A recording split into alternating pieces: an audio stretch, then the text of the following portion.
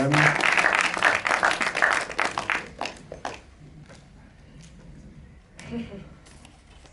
Bon, moi, je sais pas comment le public a réagi, mais moi, quand j'avais découvert le film, j'étais vraiment très impressionné.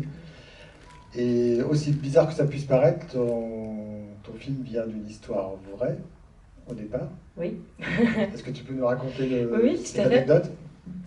Alors, l'idée de ce film, l'origine de ce film, en fait, c'est passé quand je lisais tout simplement le journal, comme tous les matins, et je suis tombée sur un article de faits divers, sur une femme qui était tombée amoureuse et avait épousé la Tour Eiffel. Voilà, exactement, je vois quelques sourires, et je pense que moi aussi, j'ai souri, évidemment, quand j'ai lu cet article. Et en même temps, je me réveillais quelques jours plus tard et je me disais, ah, il y a quand même quelque chose qui m'intrigue, il faut que j'en sache un peu plus, pourquoi, comment. Et donc j'ai contacté cette femme et, euh, et en fait, grâce à Internet, j'ai réussi à la trouver et on s'est mis en contact. Et c'est ce que je disais à Franck, c'est qu'en fait, ce qui était très étonnant, c'est. Je pense que j'avais une sorte de cliché de qui devait être cette femme et de la personne que j'allais avoir face à moi et peut-être un peu en marge, folle ou différente, enfin voilà. Et en fait, je me suis retrouvée face à quelqu'un extrêmement sensible, certes, mais assez très ancré, avec un discours très sensé, très normé. Et j'étais particulièrement étonnée. Et donc c'est vrai qu'à partir de ce moment-là, je me suis un peu retrouvée face à... Je me suis sentie un peu bête en fait d'avoir cru que j'allais tomber sur quelqu'un d'un peu étrange et d'aller directement vers cette idée d'un peu de bête curieuse. Et, euh, et cette idée préconçue que j'avais, qui s'est complètement effondrée en la rencontrant et en étant à l'échelle d'un être humain à un autre, m'a vraiment surprise et m'a, je pense, encore plus donné envie de faire ce film et a complètement réorienté ma vision et la manière dont je voulais traiter ce sujet. Et c'est ce qui l'a réellement orienté vers une simple histoire d'amour. Voilà. Alors, c'était Erika Eiffel, Noémie l'a rencontrée pour la première fois à Berlin, je crois, au Festival de Berlin. Je crois qu'elle était très émue de voir le film et de voir ta prestation. Oui.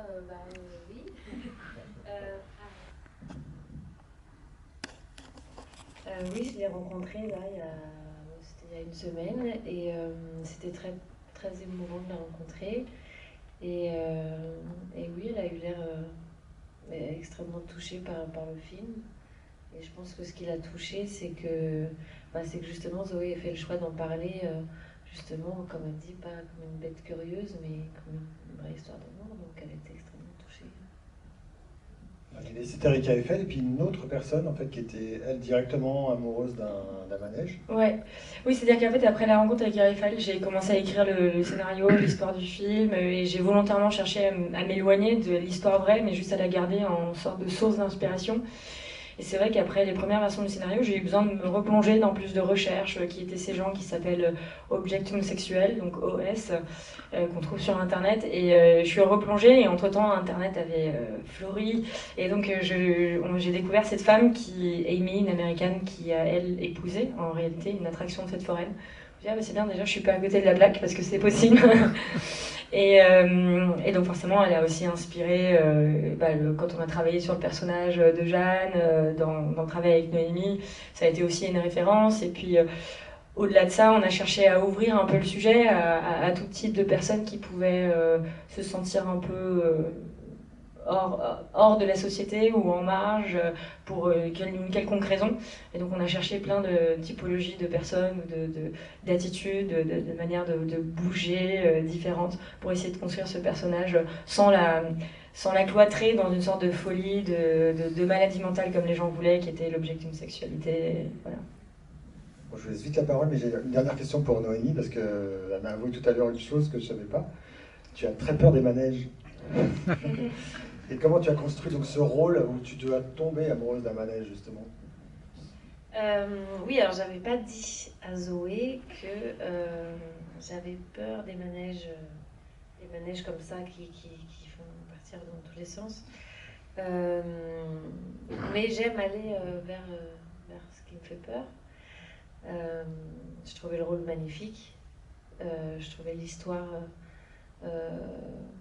essentielle dans le sens où elle ouvre aussi à plein d'autres questionnements, comme le fait de quand on a, voilà, on a un désir qui n'est pas forcément celui que nos parents attendent ou que les autres attendent de nous, quand on suit ce désir, comment on le fait accepter, comment on l'accepte aussi nous-mêmes.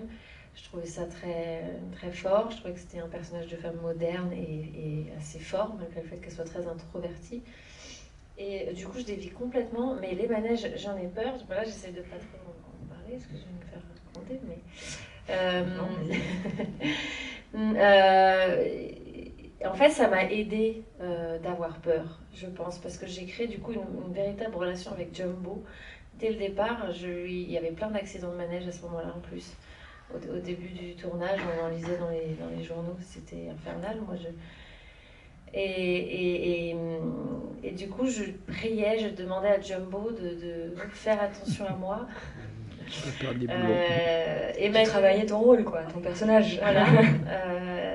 Et Emmanuelle tourne la scène, elle, dans le manège, avant moi. Et je la vois, vous voyez comme elle est dans le film, elle était dans un état. Donc moi, je savais plus si c'était le jeu, si c'était vraiment le... Oui, idem, je me posais la question, est-ce que j'allais arrêter la prise? Je me disais, je la fais trop souffrir, il faut que j'arrête. Je regardais mes collaborateurs en disant, j'arrête pas. Et en fait, quand il y a des endieux, elle était morte de rire. Oui, en quand fait, on a elle vraiment adore coupé les les manèges, elle adore. Et donc moi, je monte sur Jumbo et j'avais vraiment peur, mais comme quand on rentre dans une histoire d'amour, on a peur de l'inconnu, on est en tension, et en fait, ça m'aidait de construire ça. Et puis le personnage je me suis dit, bon, Jeanne aime ça, donc il faut que je joue que j'aime ça, et en fait, là, c'est ça aussi, c'est le pouvoir de la croyance. Le film parle de ça aussi, du pouvoir de la croyance, et je me suis tellement convaincue que j'aimais ça, que du coup, j'ai complètement lâché prise, et il y a eu ça a été un moment libérateur, ce tour de manège. J'en ai pas fait qu'un, j'en ai fait beaucoup, et ça m'a remis un peu les idées en place, et quand je suis descendue, j'avais une relation avec Jumbo qui avait évolué, et maintenant on était soudés, je l'ai remercié. Et voilà, ça a été le point de départ de la création de notre relation. Bonsoir. Bonsoir. Alors, Monsieur Roulet a dit comment être le film exceptionnel. Merci. Je vais vous dire pourquoi. Pour un premier film, vous avez mis tout ce que moi j'aime. Déjà, il y a énormément de références, soit des réalisateurs, soit des films. Alors, je ne sais pas si c'est voulu. Le générique, c'est Gaspard Noé. Ah oui. Pour oui, je peux voir, oui, c'est marrant. Ouais. Après, il y a, je ne sais pas si vous l'avez vu, Under the Skin. Oui, tout à fait. Il y a la référence. Bon, Hitchcock, la scène de la douche, ça c'était voulu. Même rencontre du troisième type, sur la fin, on la voit les bras levés avec le manège qui tourne. Donc tout ça, magnifique. Et puis il y a vous, Mademoiselle Merlin. 4 mots: radieuse, sublime, magnifique, exceptionnelle. Waouh. Et juste une petite question, est-ce que vous maintenez la sortie le 18 mars avec tout ce qui se passe? Bonne question, très bonne question. Tout le monde se pose la question, évidemment. Mais oui, je pense qu'on va la maintenir. Puis il y a énormément d'implications économiques dans déplacer aussi un film. Et les petits films comme ça, on n'a pas forcément le pouvoir de le faire. Contrairement à un James Bond. Voilà, pas les mêmes moyens. mais non, mais on espère que voilà, on espère que les gens vont quand même continuer à aller au cinéma, que voilà, donc on croise les doigts très très fort. Au-delà des références dont parlait monsieur, ton film est quand même très original. Il n'y a pas que des références. Ouais. J'imagine que ces films-là t'ont inspiré effectivement, mais est-ce que tu peux en dire deux mots, ton parcours, parce que tu as un parcours un peu particulier? Oui, oui, je pense que ces films sont tous des films, en tout cas des réalisateurs que j'aime. Parmi d'autres, on est tous influencés d'une manière ou d'une autre par les différents films qu'on voit, mais aussi par notre quotidien. Et c'est vrai que moi, j'ai un parcours assez international, parce que j'étais fille diplomate, donc j'ai toujours vécu à l'étranger. J'étais notamment jusqu'à mes 15 ans en Afrique, où le cinéma qu'on reçoit, c'est plutôt du cinéma américain. des gros cinémas américains, on ne reçoit pas forcément, sauf à la télé, mais on n'avait que Canal+, c'était la seule chaîne qu'on avait là-bas. Donc à part Canal, les films français à Canal, on n'avait que des gros films américains, donc je pense que j'ai été beaucoup plus nourrie à ça.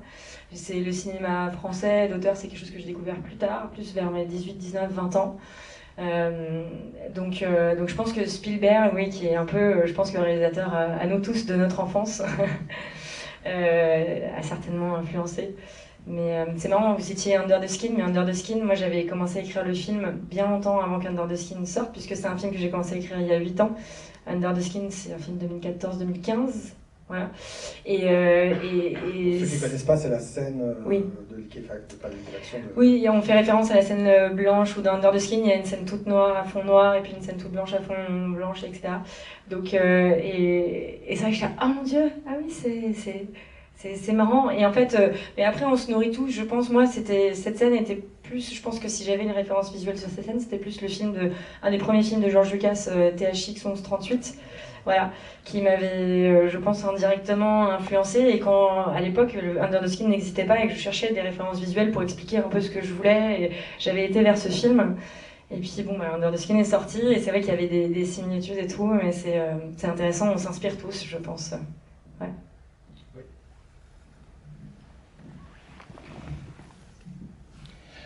Bonsoir, donc merci pour ce film. D'abord un petit mot pour Noémie. Donc moi je l'ai découvert dans, je suis pas un grand cinéaste, cinéaste sûrement pas. Donc je l'ai découvert dans Portrait de la jeune fille en feu. C'est difficile de faire des rôles plus différents, donc je suis assez impressionné à ce niveau-là. Et alors pour la réalisatrice, je viens de vérifier sur mon téléphone, mais j'avais quand même décelé quelques signes de belgitude. D'abord, il y a la cascade de Caux, que j'ai plus vue depuis 45 ans, mais que j'ai connue. Ah oui, effectivement, oui. Quand même le côté un peu déjanté malgré tout. L'ouverture et la fermeture sur Machiavel. À mon avis, il n'y a que nous deux qui connaissons Machiavel. Ouais. C'est un gros tube des années 80 belge. Je crois que c'est pas beaucoup sorti de la Belgique. Et donc la question c'est, est-ce qu'il faut être belge pour faire un film comme ça? Alors, très bonne question. Je sais pas s'il faut être belge pour faire un film comme ça, mais en tout cas, la revendication belge permet peut-être plus de liberté, de ton, ou peut-être que le lourd patrimoine français culturel peut parfois peut-être un peu enfermer de peur de déranger ou de trop sortir. Et c'est vrai que la Belgique, ben, on est un petit pays, et puis on s'exporte beaucoup aussi. Donc voilà, moi-même j'étais une Belge à l'étranger. Donc je pense que, en tout cas, ma vision du cinéma, ma vision de la vie globalement, elle s'est jamais arrêtée aux frontières de la Belgique. Et je pense que après, il y a une sorte de... On parle souvent du second degré, de ce côté un peu déjanté belge. Je pense qu'on a du mal à se prendre trop au sérieux. Et donc même un sujet comme celui-là que je voulais prendre au sérieux, je sentais qu'il y avait quand même une étrangeté sur le sujet qu'il fallait aborder aussi sur le ton de l'humour pour autoriser les gens à rigoler autant du film qu'ils n'étaient touchés par ce sujet plutôt que de l'enfermer dans un drame psychologique ou à l'inverse dans une sorte de farce. Donc je pense que cette liberté de ton, en tout cas, c'est vrai que je me sens quand même portée par cette étiquette belge qui m'autorise beaucoup de choses. Donc voilà, je ne sais pas si des réalisateurs français se sentent portés ou parfois enfermés par l'étiquette française, je ne sais pas, mais en tout cas moi je sais que c'est une force, en tout cas, que j'ai vraiment cherché à cultiver. Même c'est aussi la raison de mon retour en Europe après les États-Unis, c'était de me rapprocher de la Belgique et d'aller réellement trouver ces racines qui m'avaient été inculquées par mes parents et par mes réguliers retours en Belgique, mais que je voulais aller chercher à la source. Voilà. Mais comment tu as convaincu tes producteurs? Tu leur dis, bon, c'est une femme qui tombe amoureuse d'un manège. Ils n'ont pas dû se bousculer au Portugal? Oui, alors c'est marrant parce que du coup, la productrice de ce film, c'est aussi une jeune productrice et je pense que sa jeunesse fait partie de sa folie d'accepter ce projet aussi. Donc je pense qu'on était un peu toutes les deux dans le cambouis ensemble. C'est ce qui a permis à ce projet de se faire une sorte de force de conviction, pouvoir de la croyance, comme tu disais. On y croit, donc on va essayer de contaminer les gens autour de nous pour croire à cette histoire avec nous. Mais par contre, c'est vrai, on en parlait, ce film n'aurait pas pu exister dans les sentiers de financement, on va dire, français. La France nous a soutenus puisqu'on a eu le CNC et une super aide à l'unanimité. Les gens du CNC ont adoré le film, ils soutiennent encore le film aujourd'hui. Mais c'est vrai qu'on n'a pas eu les régions ou les chaînes de télévision françaises qui ne nous ont pas suivis sur ce film. Et donc sans la Belgique et aussi le Luxembourg, ce film n'aurait pas pu se faire. Et puis aussi, je crois que l'équipe était très soudée. On parle des 4 acteurs, je crois que vous formiez vraiment un groupe très fort, même dans le doute, vous étiez là, derrière nos... non. Bah oui, on était très très très soudés. Après, moi j'étais beaucoup avec Emmanuel. On a une relation très forte dans le film, donc il fallait la créer cette relation assez rapidement. Et puis Zoé nous a bien accompagnés là-dessus au départ, justement, de nous mettre dans des situations de répétition avec des exercices à faire complètement fous. Et enfin, complètement fou. J'étais assise face à Emmanuel.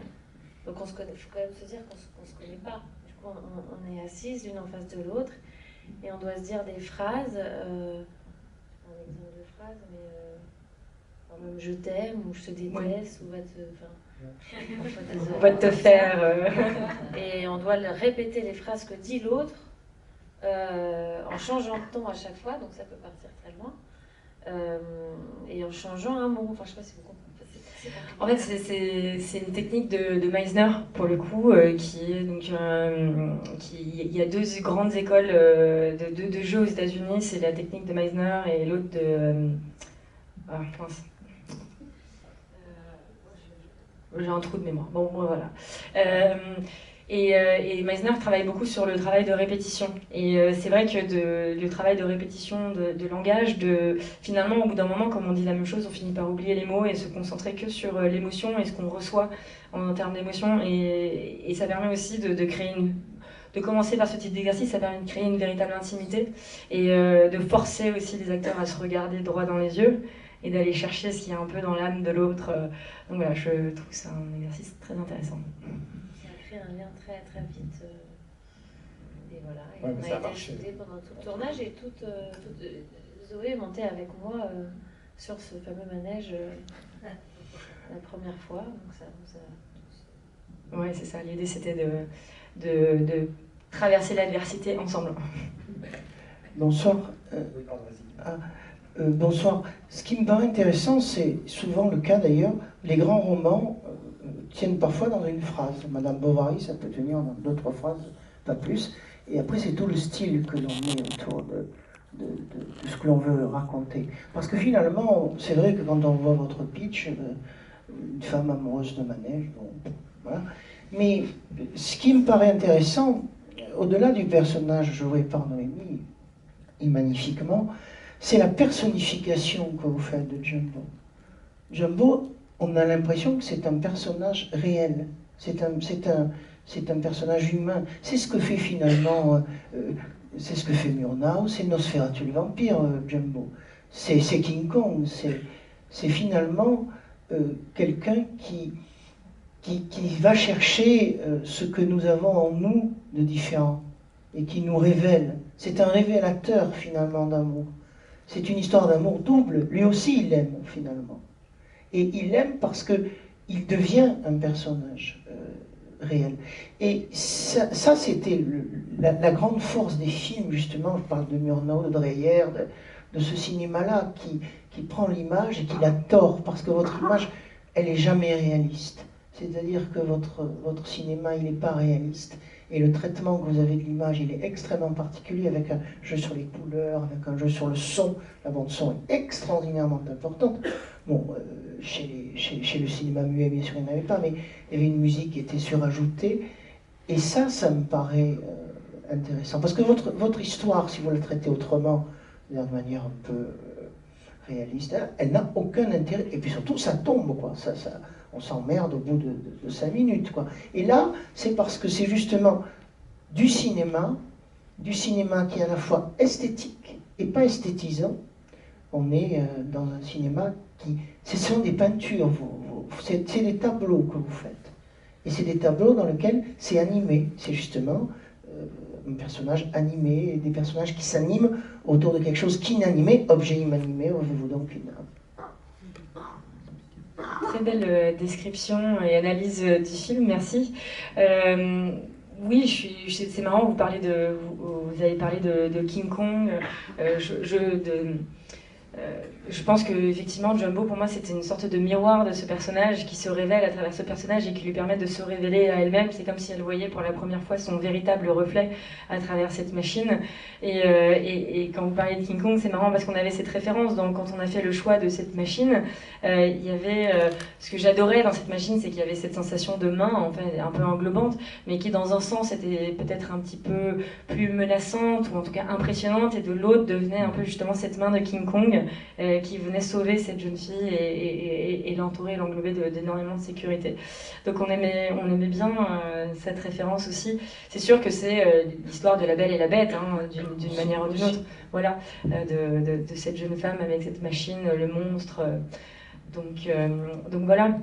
Mais c'est marrant parce que bien sûr qu'un film, tout dépend du traitement et du choix qu'on fait de ce traitement. J'aurais pu, je pense qu'il y avait deux possibilités, en tout cas par rapport à une histoire comme celle-là. Je pense qu'il y avait une idée plus de réflexion psychologique ou psychiatrique, comme certains auraient peut-être voulu, quelque chose de plus sombre, de plus dark. Et puis il y avait ce côté beaucoup plus poétique, d'essayer justement, pour une fois, grâce au pouvoir de la fiction, de transposer à l'image quelque chose qui n'est pas transposable dans la réalité, c'est-à-dire les sentiments. Et c'est vrai que comme là, on est sur un personnage un peu seul face à cette machine, pour qu'on puisse comprendre et rentrer dans sa sensibilité, on n'a pas le regard d'un autre acteur en face qui peut nous communiquer, on a une machine qu'il faut rendre vivante et une sorte de connexion qu'il faut visualiser. Et je trouvais ça assez beau, et c'est une des choses aussi qui m'a attirée dans cette histoire avec cette machine, on parle d'une machine, mais finalement c'est Jumbo, quoi. Voilà, c'est un personnage du film. Parlez-nous de votre travail avec le chef.